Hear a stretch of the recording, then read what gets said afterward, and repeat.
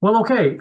Zero trust security represents a significant shift in cybersecurity by discarding traditional perimeter-based approaches with a trust no one focus, even within your network. The journey towards implementing a zero trust framework is not just about technology. It signifies a fundamental deviation to traditional security, emphasizing continuous verification and adoption of least privilege access. Today, we're going to look at strategies and experiences in this journey, and we hope to have your participation in the process. Good afternoon. My name is Mario Brom, and I'll be your host for today. Please feel free to ask any questions of our distinguished guests anytime during our chat. I am joined by an expert panel in hopes that we spawn a great dialogue. So please welcome and join me with the introductions of Rik Wright. Rik, welcome, sir. Hi, thank you. I'm Rik Wright, the CIO of the Channel Company. The Channel Company is a global technology, media, events, marketing, and consulting services company. Excellent. Thank you. Jay Martin. Jay Martin here. I run the security practice. I'm the VP of security here at Blue Mantis, and we are definitely a security-led company. We have about 7 practices: network, cloud, Microsoft, big managed services practice. But, you know, security is the wrapper around all that. When we talk about zero trust, Mario, you know, it encompasses all those areas that I just mentioned and then some. So we'll get into it, and hopefully everybody will understand after this. We hope, able to move their needle forward. Yeah. There you go. Don Lenz, welcome, sir. Thank you very much, Mario. I'm Don Lenz, Senior Director of Security Transformation at Blue Mantis. I report to Jay. And as part of my daily job, I help organizations throughout many different industries adopt zero trust, as well as improve or implement an information security program within those organizations. Excellent. Thank you, Don. You're in good hands. So we've talked a bunch about this, but what is zero trust? And I'll go around here, and let me start with you, Jay Martin, since I've got you on the screen here first. Oh, I could spend, like, you know, try to be. Oh God, I've heard it before.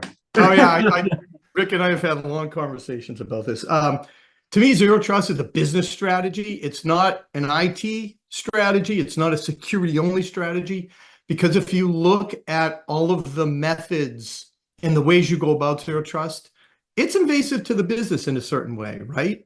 You're asking people to change the way they think, the way they believe about IT and cybersecurity. And that really boils down to me to risk, right? What's the risk to the organization, and how do you mitigate that risk? And I'll get a little deeper into, you know, the 3 areas, the 3 lighthouses for zero trust in my mind. But you know, I'll start there. That it's very much a business strategy. Yep, 100%, 100%. And so I'll add in there go ahead. a little bit. Sorry. I think Jay's absolutely right, but I think that's more of a relatively new perspective of zero trust. Whereas when you hear all these vendors and products coming out saying zero trust this, zero trust that, I think the concept you really need to think about there, though, is really least privilege, the concept of least privilege. I mean, I think that's the underpinning. Wouldn't you agree, Jay, of kind of everything is just that you need to constantly verify who users are to put up that layer of cybersecurity. Right. Yeah. Yep. Yeah. Excellent. And I absolutely agree with all that. I mean, it's you know, no one is trusted in a zero trust methodology, outside or especially even inside now. Whereas before, if you got in, you were then trusted. That is not a good model to adopt. So, you know, you got to eliminate implicit trust, regardless of who the individual is and how they're, you know, what they're accessing. Yeah, and you guys said the 2 tenets, and the last one, we said least privilege, we said verify explicitly. The last one in my mind is assume breach, right? You know, I always think, like, bad actors are in here, you act accordingly, right? You put out the right monitoring and the right security posture and maturity in your mind to think, how do I defeat these guys? How do I get ahead of the bad guys, right? That's to me what it's all about. It takes every single person in the company to do it. It does take a village, doesn't it? 100%. Yeah. Oh, but Rik, let me pick on you then. How did you start your zero trust journey? So the channel company had some challenges when I came into this role in that there'd been multiple acquisitions in a relatively short time, a lot of inherited technical debt, which of course always leads to weakening your cybersecurity stance. So I knew I needed to up level. Also, I guess a big thing is the company had gone global in that process and fully remote during the pandemic. So there was quite a few pieces that were a challenge, I think, to any CIO to put together the right path and the right solution. So I started just researching what it was I wanted to do. I think Zero Trust was fairly new at that point. I don't remember exactly when, Jay, but CISA had released the first framework maybe 2-3 years ago. Right. I bought off on the basic tenets of it, but it was, okay, what does this mean for my business to actually implement? And so I just started doing research, going to conferences, reading articles, going to webinars, trying to educate myself on what did this mean in terms of cybersecurity, because after the pandemic, we were really, for many, many, many reasons, in a whole new world when it comes to security and compliance and kind of the expectations of any business, really. Sure. Customer perspective is great, Rik. Now, Jay and Don, from an adoption of frameworks, how did we begin our journey, to look at zero trust and how we're going to be putting this together so that customers get a good grasp of what the zero trust framework really is? You want to go, Don? Yeah. So the first thing we did is we conducted a cybersecurity assessment of the overall organization, worked very closely with Rik and his team. We looked at all the different areas of cybersecurity and compliance, worked with them to understand what they needed. We did this all in alignment with the NIST cybersecurity framework. And we ended up producing a report with detailed descriptions of what's working well and implemented correctly, and things that needed some improvement. We identified gaps and deficiencies, and then we worked on a strategy with Rik to remediate all those issues. What about for us internally? So Jay, think about us looking at a framework and going, we need to be ourselves experts here, right? So how did you start that journey? Touche. I mean, when I got here almost 3 years ago, right, Mario? And we had a bunch of new players. I mean, there was a new IT staff, there was a new CISO, Jay Pasteris had started maybe 8 months before I did. And when I got here, we were still trying to find where all the skeletons were buried. And one of the big things, Jay came to me in our IT team and said, we need to get a handle on where everything is and how best to control it. And so we did the same thing. We sipped our own champagne, as Jay likes to say, right? We started with a risk assessment, a cybersecurity risk assessment, and then we started down the zero trust journey ourselves before we presented it to the market, right? So I think in Cloudscape, this our big cybersecurity customer event that we do every fall. It was one of my, I think the second year into our Zero Trust program, I presented our roadmap, how we had gone about it and what we're doing. And it's continual. It's a journey. It never ends, right? And we're still doing it. We're still at it. You know why? The bad actors, they amp their game up. There's new regulatory and compliance, rules and regulations, this new SEC rule. Rik and I were talking a couple of weeks ago about the new AI one that's coming out in the EU. Right. I mean, it's just GDPR, and every state now is starting to add more and more on. So you got to keep up with the bad guys. You got to keep up with the regulations. And last but not least, IT and the business don't stay static. They keep moving. And so that forces us to keep moving and be more creative. But how do we control it on the back end, right? Yep, 100%. In the words of you never find all the skeletons. Never. You can't. There's always another skeleton. Yeah. Yes, and you want the good guys to find it, not the bad guys. Yeah, that's right. There's a closet behind the skeleton with a skeleton in a closet. And you really need, as an organization, you need an overall strategy that maps to, zero trust. And, you need to put together a roadmap to map out that journey. And it can be a long journey for a lot of organizations. Indeed, indeed. In the words of Jay Pasteris, the bad actors only have to be right once. We have to be right It's all the true. time. All the time. He's Right. Every minute, Um, every minute. and yep. Just a reminder for the audience, please feel free to ask any questions of this panel at any time. I'm monitoring chat, so if you have any questions, please let us know. So Rik, yet another technology and another framework, and oh my God, executive leadership pulling their hair, going, okay, what is this now? How do you communicate this to the executive leadership and board of directors to kind of buy into this thing, right? Because, it's just now real, we got to take it all serious now. Yeah, I would say, well, there are several avenues starting down that path from a business perspective, right? First of all, as Jay mentioned, compliance requirements, customer contracts. There's just so many things that that come into play in terms of just what the business has to deal with. So your operations team and your finance team are feeling some pain there, right? And then the board and the executives are looking at various cybersecurity breaches across the industry and how much it's cost and the general ratio of cost to revenue of cybersecurity breaches over and over and over again. Is rising, and you're starting to see things like GDPR fines. So there's an awareness, and this was before the SEC recommended that there actually be a board member that focused on cybersecurity. So there's that awareness on the board, and because there were acquisitions, there was an awareness of everybody comes from a different technology stance. We got to make all of that work together. I think for me, interdepartmentally, I kind of did the opposite of what Jay Martin said, Jay Pasteris did.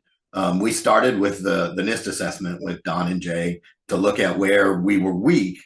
And then my question was, how do I filter this up in terms of priority and budget to the board? And I decided to take that assessment. My original thinking is I would map it to the zero trust pillars. And I realized that was just way too low level for a board of directors. So I up leveled it. Part of zero trust is a GRC, governance risk compliance level. And that requires a quarterly risk assessment. So I up-leveled that to take the cybersecurity risks and make them part, which they are, of the overall risk to the business. And then the board of directors and the senior leadership team, they understand, oh, my revenue is at risk if we have a cybersecurity breach. So it was really that level of discussion. We did decide to do the NIST assessment every 6 months, I think. Right. That's right. And I use that as a measuring stick, and I do show that to the board, our progress every, half over half. But mostly they look at business risk and they want to see that risk go down over time, which we've done as we implement the zero trust, our version of the zero trust roadmap. Yeah, this is crucial because we do the same thing, right? Quarter by quarter, we look at the overall risk and try to manage to, everything that we expect and certainly our board expects. So similar message or a question for you, Jay and Don, but now, coming at it from a customer that may not be educated in this, how do you or how do we empower? To be clear, I wasn't educated that much before I met Jay and Don. And thank you, Rik. That's not true. That's not true. You're quite up to speed on all these different areas. But our customers feel that when we conduct an assessment to understand where they currently are in their journey and where their cybersecurity, how mature their cybersecurity posture is, they find the whole process very educational. They ask us, well, we're doing it this way. What do others do? We're using this technology. Should we be using something different? So it's, the whole process can be very educational and beneficial. And that really helps kickstart their zero trust journey. Sure. Jay Martin, continuing down the path, this also builds, a sense of credibility along the journey with our customers, right? But, how did you start this journey with our customers? In that they're also, Rik has alluded that he didn't know much. We don't believe him. He's a well-educated young man. But oh, young, thanks for that. I appreciate that, Mark. I'm not so worried about the educated part, but the young part, I'll take. No, Jay, kind of your perspective, sir. Yeah. So, hey, listen, 6, 7 years ago, guys like me were out there, the sky's falling, right? You're going to get hit with ransomware. Nobody cared, right? I think the big change was when WannaCry hit in 2017, because that went around the world like this, 150 countries in a matter of hours, and there was ransom tied to that, right? And people started waking up a little bit, slowly. Nowadays, it's a little easier, Mario, than it was to, try to convince someone that they were at risk of a cybersecurity attack, data breach. Now we're seeing it in the papers every day, right? And I think a lot of times, and I hate to be an ambulance chaser here, but when we're on the phone with customers, we should be doing them a benefit and saying, hey, by the way, somebody in your industry, construction, manufacturing, finance, right, just got hit with this. They're targeting companies like yourself. Take a look at it, let us know where you are in your security journey, and let us know if there's any way to help.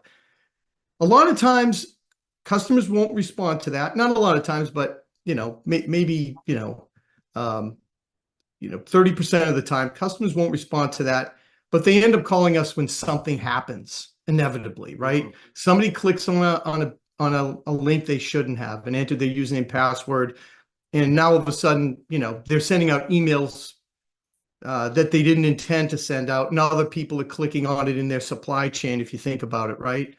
In their contacts list. And this happens over and over again. I mean, this last month has been rough already. We're only at mid-month here, and we've had about 7 business email compromises that we've responded to, and it's happening pretty quickly. So I think, unfortunately, some customers are not going to be able to articulate the benefit of a strong cybersecurity program, especially around zero trust, to their board of directors until something happens. But I beg you, look around. Look at the companies in your industry. Go to Bleeping Computer.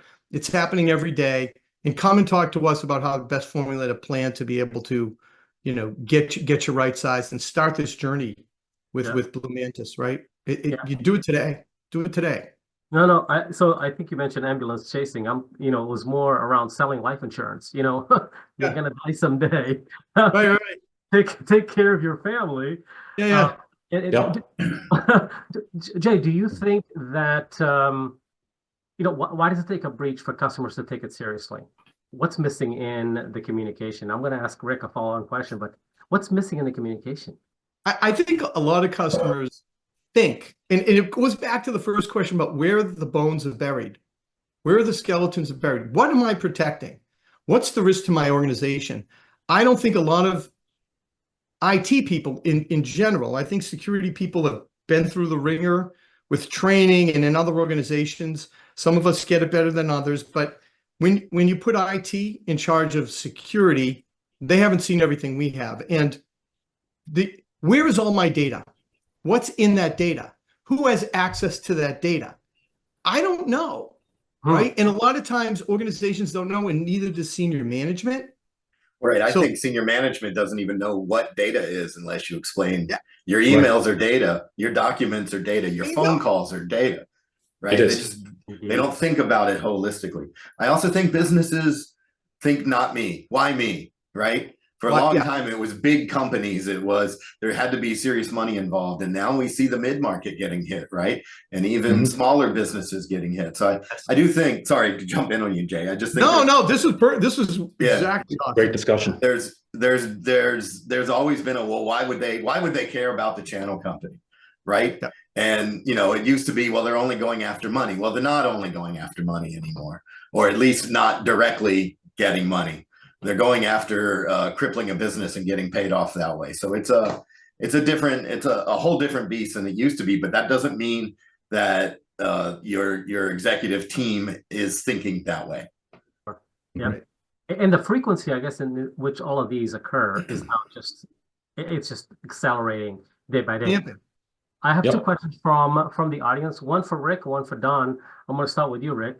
And the question is, Rik, collectively we say smart security is everybody's responsibility, but to get these orgs they need exec buy-in and support, funding, resources, and training. What advice can you share to get that buy-in?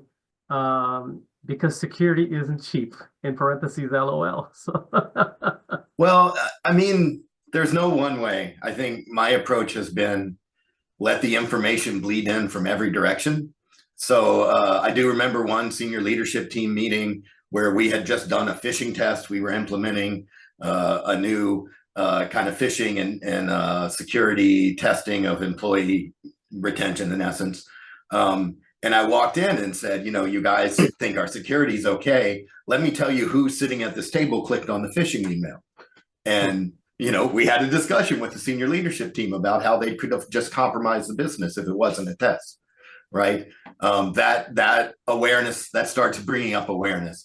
I make it a point to talk about the little breaches, which luckily we've only had little breaches, but things when an email account is compromised, or even when there's an intrusion that we stop, I make sure that the leadership team is aware of these, because in general, someone on one of their teams was the cause of this. It's always people, right? So, you know, I try to educate from that level. I think we have a lot of Fortune 500 customers. Those sorts of customer contracts come with big security addendums. I make sure they're aware their customers have requirements of the company. So that's another way we look at it. And then, of course, you've got your typical cybersecurity approach, but in terms of we could have a breach, blah, blah, blah. I think the key thing, though, is to bring it home about the business. You know, oh, hey, I mean, I'm stringing a whole bunch of things together to make a point, but you clicking on that phishing email could have compromised our security, led to ransomware, which would have then made you blacklisted with one of your big customers, and that contract goes away. That opens some ears right there. Yep. Perfect. Yeah, it's incredible. Don, and then I have a question for you, Jay, from the audience. Don, how can we use governance to shape zero trust decision-making and implementation? Well, you can look at different frameworks that, you know, NIST and others have already, you know, done this type of exercise, and they've put together good strategies on how to manage your risk and implement incident response plans, like NIST 861 pertains to, from the National Institute of Standards and Technologies, pertains to incident response. So organizations should look at that guidance to implement incident response plans. There are different compliance frameworks that also, of course, would help you structure your cybersecurity strategy. I know that Rik is looking at and working, or actually is ISO 27001 compliant, I believe, or not quite yet. We're still in process. Close to being verified. Okay. Yeah. Yeah. So very good. Excellent. Jay, question for you from the audience. You know, how does pen testing impact support zero trust?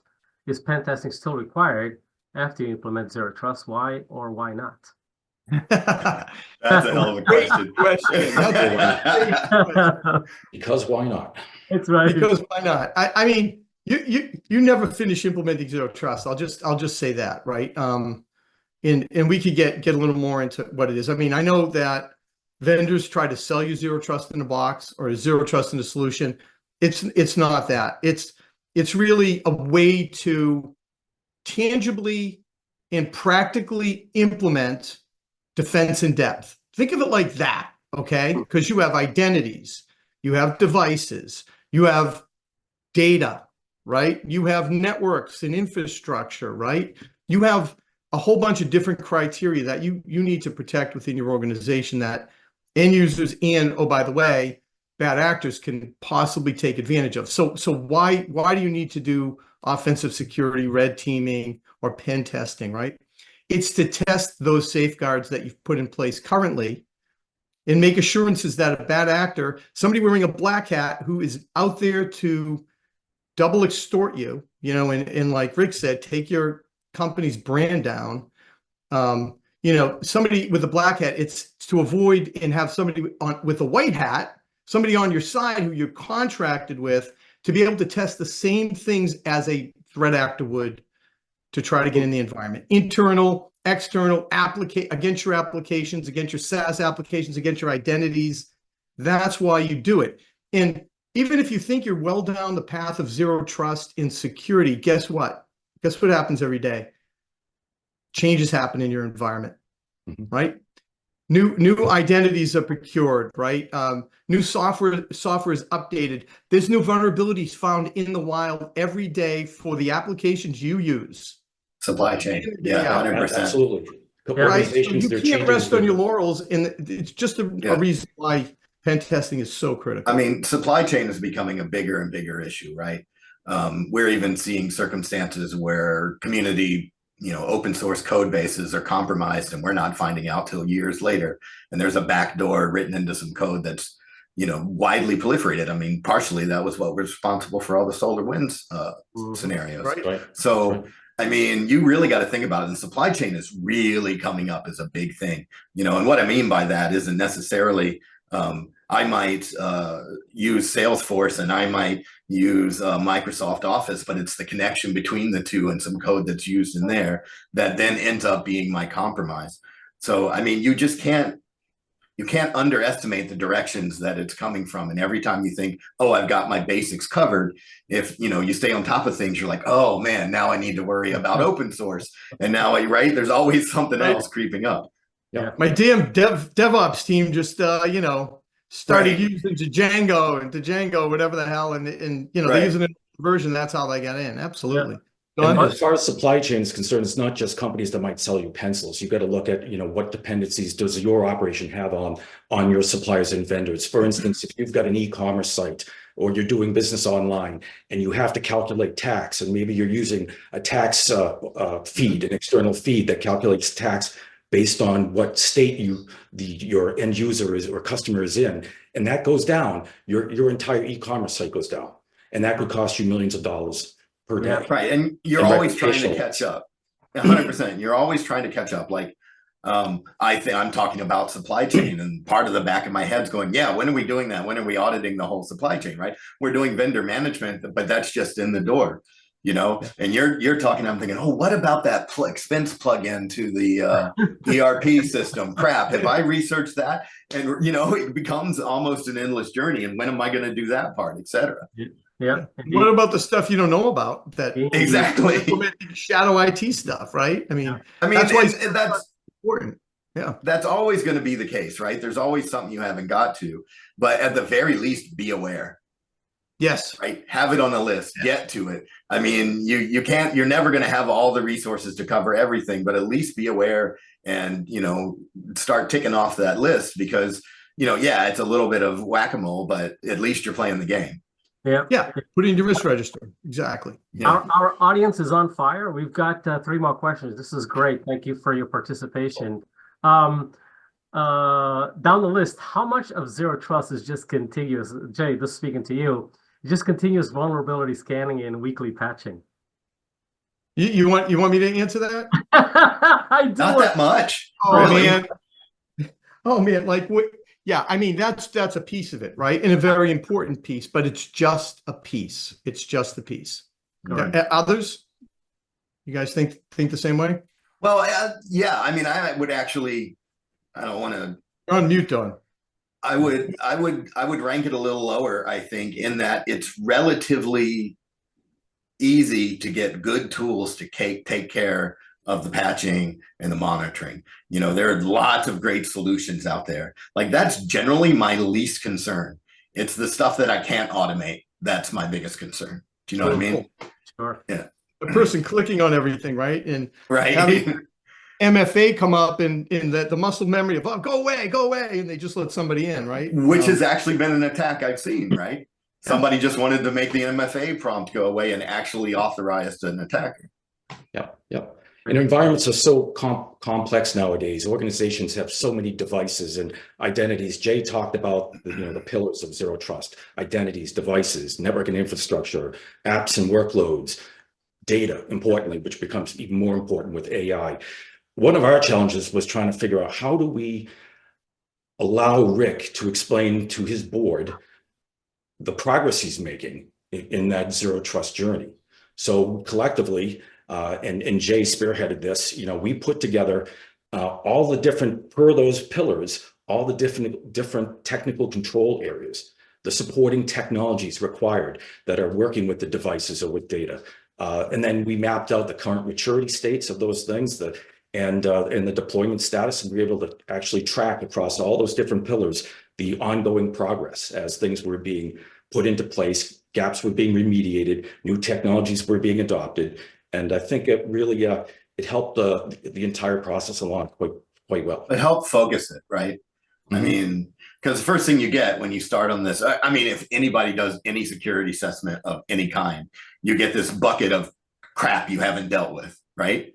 And then you're like, okay, how do I prioritize this? What do I go after when? And we had a ton of discussion around what are the low-hanging fruit? What do we just absolutely have to address, right? Because you want to be closing your exposure as you go. And, you know, it's a little bit of a dance as to, you know, where to concentrate. I mean, you would know, but I can't imagine anybody gets a NIST assessment and goes, oh, we're great, cool, let's go. Right? No way. No way. It's usually always the opposite. Oftentimes, IT organizations think that they're far better than they really are in terms of their cybersecurity capability. So I'll tell you where just vulnerability patch Go for it. really quick.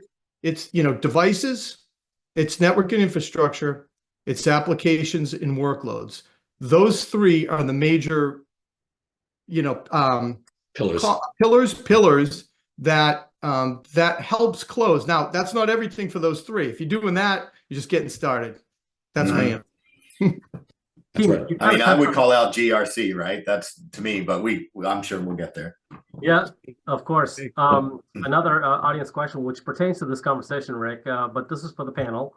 So my team is overwhelmed with all the work we need to do. I'm concerned about taking this on and failing, or just having it continuously delayed. Do you have any tips on how to make a project like this digestible so we can show the board ongoing success? First of all, you're already doing it, right? I mean, whether you want to label it as zero trust or not, if you have any cybersecurity, if you have any network technology, you're already going down the pillar. So that's just what, you know, Don was speaking to. You have a stance right now. You're already doing it in your day-to-day activities to some degree. It's just how much are you covering? So I guess I would say don't look at it as a monolith. Look at it as incremental. And, you know, go look at the zero trust framework. And I think very quickly you would see, okay, I can do things to get better here or things to get better here, et cetera. And that's a lot of what Don was talking about, is just realizing where you are and, you know, how to move along. But you're there and you're moving whether you acknowledge it or not, if that made any sense. No. I mean, we all realize that, you know, ignorance is bliss, but you know, the worst thing you want to ever experience is a cybersecurity incident. And so you got to remember that you never want to be involved in anything like that. So you really, everyone does need to understand where they currently are in the journey, and then roadmap out a strategy to making incremental improvements. I mean, some of the first things we saw when we did the map was, oh, hey, there are some buttons I can click, or a policy I could put in place, an endpoint manager that would solve this one little checkbox, right? A lot of it was low-hanging fruit. It wasn't that hard. It was, oh, we can tweak this little policy somewhat, right? There were lots of little things that didn't even require investment that could better our stance, right? When it came to investment, I pushed on the big rocks. Right. Yeah. Like SSO is something that's not always implemented formally in organizations, but you know, if you put that in place, then you can get MFA working, and then it solves other issues. If you have to change, if you have a lot of identity management because maybe you're hiring new people, or they're leaving, and that happens, you know, you've got you know, a much easier way to manage that. Yeah. Another question for the audience, from the audience. This is fantastic. So there are lots of vendors selling zero trust now. Oh yeah. It's overwhelming. How should we select the tools that will work for us? So let me give Jay his props. He's used to me, you know, ranking on him all the time, so I'll be nice this time. To go back to Cloudscape a couple of years ago, we talked about how I was doing a lot of research.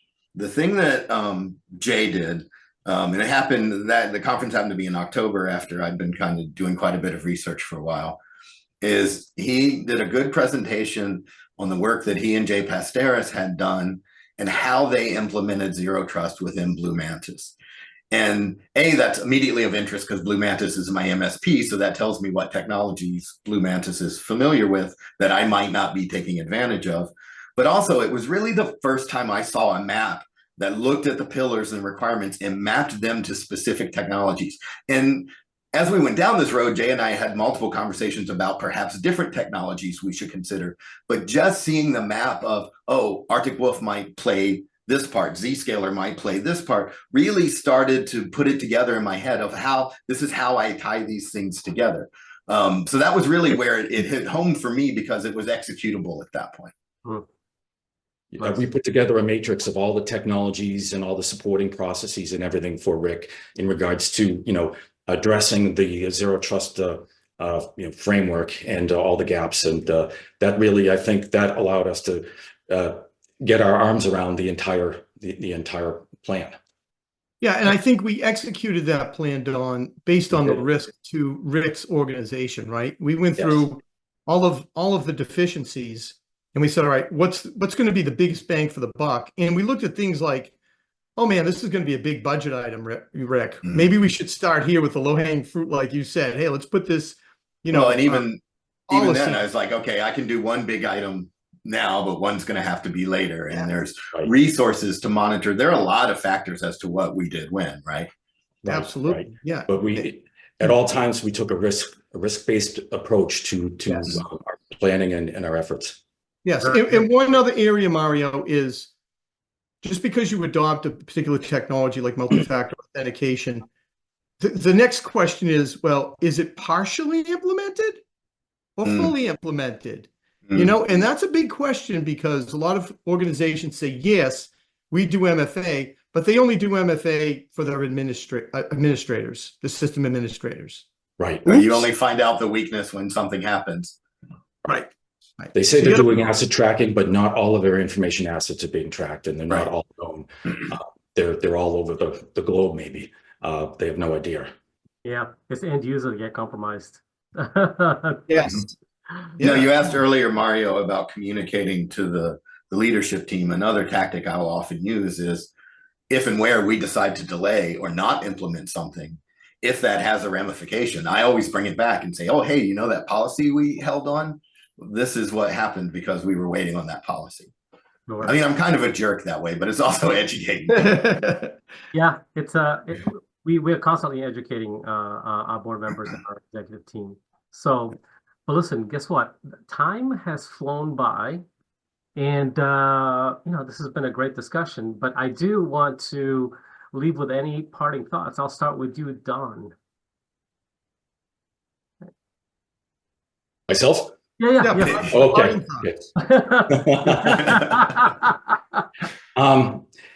Hey, you're on the zero trust journey already because you're attending this meeting.